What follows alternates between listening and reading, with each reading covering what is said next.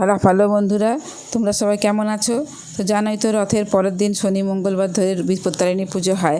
তো এবছর তো রথটা হয়েছিল বৃহস্পতিবার, তাহলে শনিবার দিন একটা বিপত্তারিণী পুজো ছিল। তো তার জন্য সকাল সকাল উঠে ঘরের সমস্ত কাজ বাজ সেরে স্নান টান করে চলে এসেছি পুজোর জোগাড় করতে। আর প্রত্যেকটা জায়গার নিয়ম আলাদা আলাদা হয়। আমাদের এখানে আছে নিজে হাতে তৈরি করে লুচি, তারপরে এই যে বড়া, এই মানে ছানার তৈরি বা দুধের তৈরি মিষ্টিগুলো হাতে তৈরি করে দিতে হয়। তো আমি সেই রকম হিসাবেই সকাল সকাল স্নান করে বসে আটাটা মেখে নিলাম। এরপর দেখো এখানে নিয়ে নিয়েছি মুগ কলাই, মুগ ডাল নয়, যে মুগ ডালটা আমরা খাই সেই মুগ ডালটা নয়, মুগ কলাইটা, সে সবুজ সবুজ খোসাযুক্ত মুগ কলাইটাকে ভিজিয়ে রেখেছিলাম কালকে রাত্রে।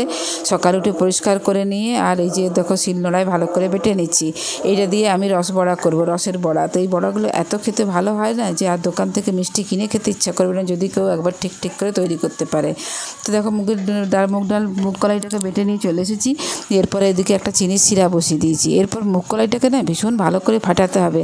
ঠিক আমরা যেমন বড়ি দেওয়ার সময় বিউলির ডালটাকে ভালো ফাটানো হয়েছে কিনা জলের মধ্যে ফেলে দেখে নিই, যদি ভেসে যায় তাহলে বুঝি ভালো ফাটানো হয়েছে। সেরকম কিন্তু মুগ কলাইটাকেও এরকম জলের মধ্যে ফেলে দেখে নিতে হয় যে ভালো ফাটানো হয়েছে কিনা। আর আমাদের এখন করে করে অভ্যাস হয়ে গেছে বলে আমরা ফাটানোটা দেখেই বুঝতে পেরে যাই কিন্তু যে এটা ভালো ফাটানো হয়েছে কিনা। কড়াতে তেল দিয়ে দিয়েছি।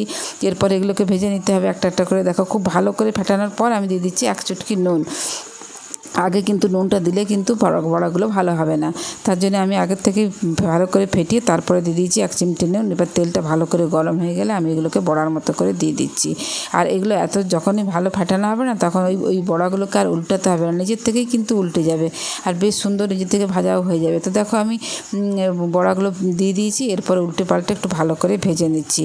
যে যার যেরকম পছন্দ, কেউ একটু কড়া ভাজা পছন্দ করে, কেউ একটু হালকা ভাজা পছন্দ করে, সেইভাবে এটাকে আমি নামিয়ে একদম সরাসরি চিনি রসের মধ্যে দিয়ে দিচ্ছি।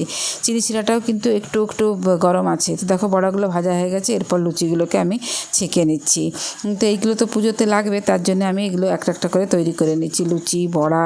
আর দেখো লুচিগুলোকেও ভেজে নিয়েছি। আর এদিকে দেখো বড়াগুলোও আমার তৈরি হয়ে গেছে। আর কত সুন্দর হয়েছে দেখো, বড়াগুলোর রঙটা দেখেই কিন্তু বোঝা যাবে বড়াগুলো কীরকম হয়েছে। এরপর তো পুজোর জোগাড় আছেই।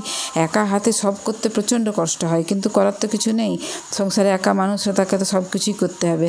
তো দেখো এরপর তাগা বাঁধা, এই তাগাগুলো বাঁধতেই একটু দেরি হয়ে যায়। সেই প্রত্যেকটা সুতোতে 13টা করে ঘি তুলতে হয়। দেখো আমি 3টে তাগা বেঁধে নিয়েছি আর এখানে 13 রকমের ফল জোগাড় করে বসে পড়েছি ফল কাটতে।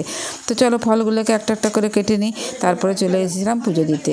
তো কারো আগে হতো কি চণ্ডী মণ্ডপে বা দুর্গা মণ্ডপে গ্রামের পুজোগুলো হতো, এখন তো আর সেরকম কিছু নেই। তো কারো বাড়িতে পুজো হয়, আমিও সেরকম বাড়িতে পুজো দিতে চলে এসেছি। তো আজকে ভিডিওটা